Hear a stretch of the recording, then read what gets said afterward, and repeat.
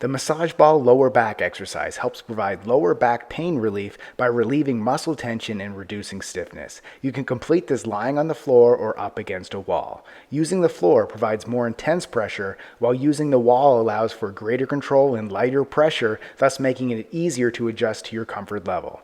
Here's how to do it correctly. Lie on your back on the floor with your knees bent and feet flat on the ground, or lean against a wall. Position the massage ball under one side of your lower back between your spine and your muscles. Avoid placing the ball directly on the spine or any bony areas.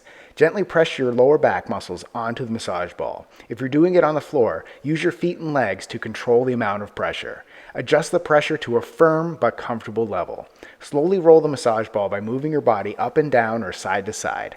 Focus on massaging the muscles along the sides of your lower back, spending about 30 seconds to 1 minute on each side. If you find any tight or tender spots, pause on those areas and apply more pressure. You can perform small circular motions or hold the ball in place to release the tension. To target different areas, slightly adjust your body's position on the massage ball to explore various angles of the lower back muscles. Repeat on the other side of your lower back.